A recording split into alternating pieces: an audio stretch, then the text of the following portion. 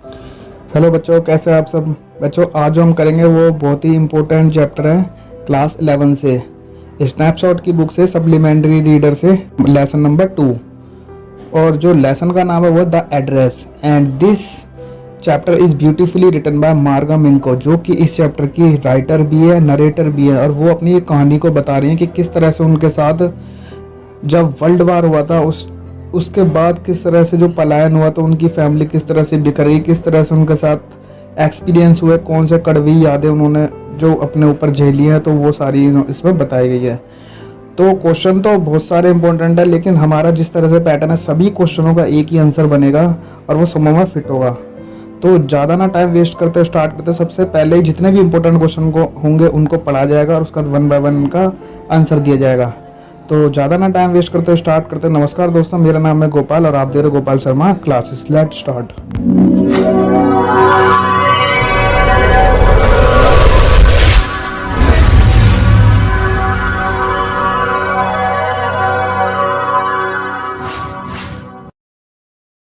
तो बच्चों, पहला जो क्वेश्चन बनता है वो है, why did the narrator of the story want to forget the address. मतलब जो इस स्टोरी की जो नरेटर है वो क्यों इस एड्रेस को भूलना चाहती थी। और जो अगला क्वेश्चन है वो है, the war cause a lot of trauma, how is this statement true with respect to the story of the address. मतलब जो वार युद्ध जो होता है, जो वो बहुत ही ज़्यादा मानसिक, जो मेंटली जो टॉर्चर होता है, टेंशन होती है, उसका बहुत बड़ा कारण बनता है। आप इसे इस स्टोरी के जरिए से कैसे बताएंगे। या फिर एक और क्वेश्चन बनता है जो बहुत ही अच्छा है, पास्ट वेदर गुड और bad is gone, we must never worry about it, all we need to make the best of our present, explain with the reference to the story the address। मतलब हमारा जो कल होता है, जो past होता है, वो अच्छा हो चाहे बुरा हो, हमें कभी इसकी चिंता नहीं करनी चाहिए और हमें अपने प्रेजेंट को बेहतर बनाने के लिए काम करना चाहिए। इस स्टोरी के रेफरेंस से आप इसे किस तरह से समझाएंगे। या जो सबसे जो इम्पोर्टेंट क्वेश्चन बनेगा, most important question, do you think the title of the story the address is appropriate. क्या आपको लगता है कि ये जो टाइटल दिया गया वो बहुत ही अच्छा है, अच्छा टाइटल है ये। तो स्टार्ट करते हैं, सभी क्वेश्चनों का एक ही आंसर होगा। तो स्टार्ट करते हैं आंसर को। Let start. This short story is a touching account of a daughter who goes in search of her mother's belonging after the war in Holland. She was about 17 years old. Her family was Jewish and Hitler was planning to kill all Jews in Germany, Holland, Austria, etc. ये जो एक story बहुत ही दिल को छू लेने वाली कहानी है, जो एक माँ और बेटी के रिलेशन को बताता है कि इसके अंदर एक मदर है जो इस दुनिया में नहीं है। और ये कहानी है, ये है वार, जो युद्ध का टाइम चल रहा था उस टाइम पे जिन जिन फैमिलियों का पलायन हुआ उनको क्या क्या यातनाएं झेलनी पड़ी, कितना मेंटली टॉर्चर होना पड़ा, उस चीज़ के बारे में कहानी है। और जो ऑथर है उसकी फैमिली यहाँ पर रहती थी हॉलैंड में।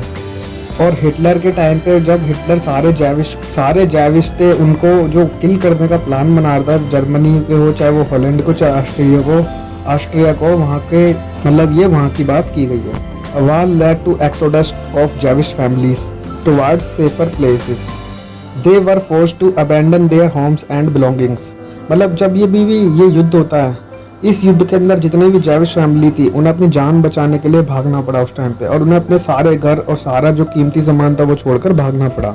The author Marga Minco had an address with her, number 46 Marconi street, where her dead mother Mrs S had given her most precious collection of things to be stored carefully. It is Mrs Dorling's address. मतलब जो इसकी लेखिका है मार्गा मिंको, उसके पास एक address था जिसका नाम था 46 मार्कोनी स्ट्रीट, जो कि उसकी मदर ने मरने से पहले, जिसका नाम मिसेस एस था, उसे दिया था। जब वार हुआ था तो बहुत सारी जो काम की चीज़ें थी घर की वो अपने साथ नहीं ले जा सकती थी, तो इसलिए उसने अपने पड़ोसी जो कि मिसेस डॉर्लिंग थे, वार के टाइम पे उन्हें दे दी और उन्हें बोला कि जैसी वार खत्म होगा वो सारी चीज़ें वहाँ से ले जाएगी। So she decided to collect all those things that were associated with her mother's memory and goes to the address by train। अब उसने डिसाइड किया कि वो सभी चीज़ों को लेगी जो कि उसकी माँ, जो भी चीज़ें उसकी माँ से रिलेटेड है वो उन सबों को लेगी, और उसने वहाँ पर जाने का निश्चय किया और वो ट्रेन पकड़ती है और वहाँ पर पहुँचती है। Mrs Darling opens the door and was surprised to see the narrator when Marga introduces herself. She refused to recognize her and asked an awkward question. Have you come back? अब मार्गा train पकड़कर Mrs Darling के घर पर पहुंचती है और वो गेट को नॉक करती है। जैसी नॉक करती है वहाँ से एक महिला बाहर आती है जो मिसेस डॉर्लिंग होती है और जो मिसेस डॉर्लिंग को देखते ही मार्गा पहचान लेती है उसे, लेकिन वो कुछ कहती नहीं क्योंकि उनकी जो ड्रेस थी, ड्रेस को देखकर ही वो पहचान जाते कि ये ड्रेस भी उनकी मदर की थी। लेकिन बजाय उनके हालचाल पूछने के वो बिल्कुल शॉक हो जाती है डॉर्लिंग और कहती है हैव यू कम बैक, तुम वापस कैसे आ गए, क्योंकि वो जानती थी कि वार में इनमें से मुश्किल ही कोई भी बच पाएगा।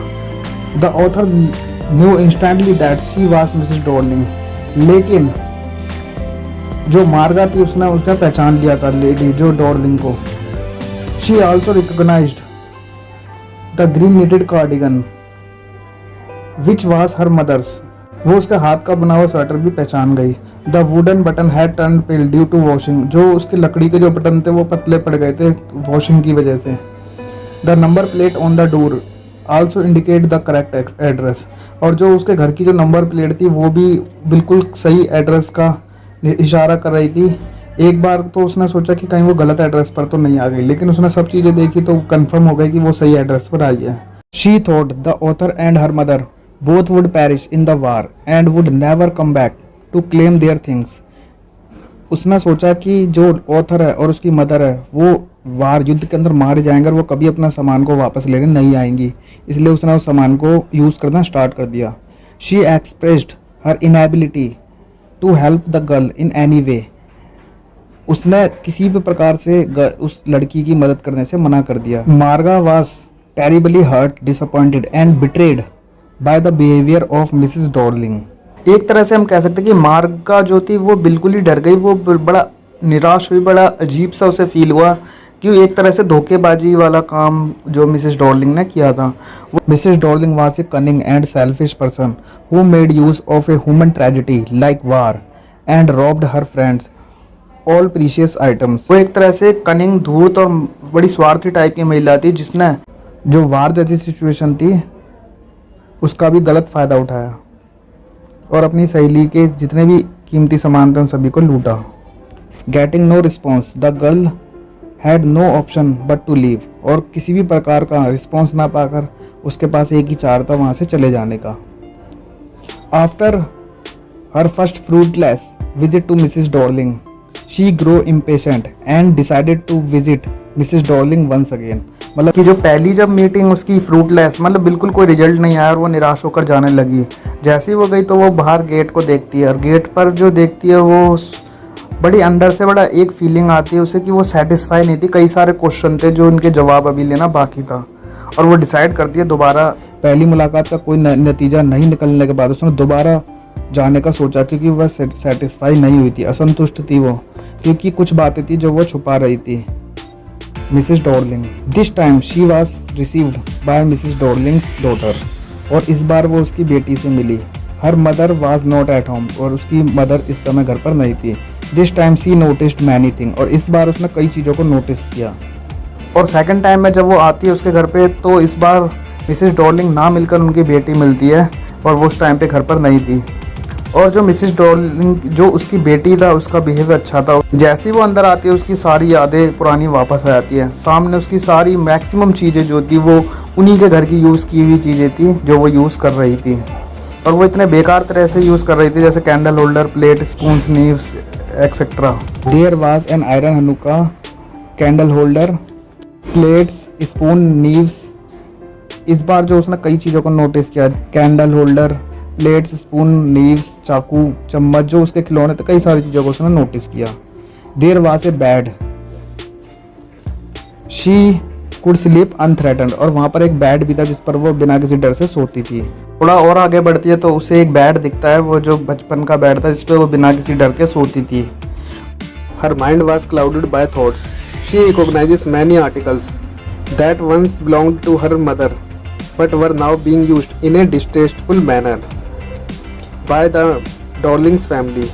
उसका माइंड पुरानी यादों में खो जाता है। वो बहुत सारी चीज़ें उसके सामने थी जो उसकी मदर और वो यूज़ करती थी, लेकिन वो इतने बेकार तरह से यूज़ कर रही थी उस टाइम पे जो डॉर्लिंग की फैमिली थी उसे देख के बड़ा अजीब सा लगा। कुछ पल तक तो वो उनकी यादों में खो गई बिल्कुल। She now realized that the objects that are associated with the past at once lose their value when one is cut off from them because her mother is not alive. She thus chose to forget the address number 46 Marconi Street and decided to move on with life without her mother's own belongings. She was left only with her mother's memory. अचानक ही वो पुराने सदमे से बाहर आई और उसे एक चीज़ feel हुई कि पुरानी चीज़ों का लगाव तब तक रहता है जब तक वो हमारे साथ रहती है। अगर हम उनसे छूट जाए, अगर वो हमसे कुछ टाइम के बाद, तो उनसे वो लगाव हट जाता है। वैसे भी वो चीज़ों को लेती तो उसके किसी काम की नहीं थी, क्योंकि असली में उसकी मदर इस दुनिया में नहीं थी। अगर उसकी मदर नहीं थी तो उनकी चीज़ों का भी कोई मतलब नहीं बनता। और वैसे भी वो लेती कैसे, इतनी बेकार तरह से उसने यूज़ किया हुआ था उन चीज़ों को, तो उसका लेने का कोई मतलब नहीं बनता था। तो इस तरह से वो बड़ी उदास हुई और उसने सोचा कि इन चीज़ों को यहीं पर ही छोड़ दो, क्योंकि अगर मैं लेके जाऊंगी तो मेरी यादें पुरानी से ताज़ा होंगी और उसे दुख होगा।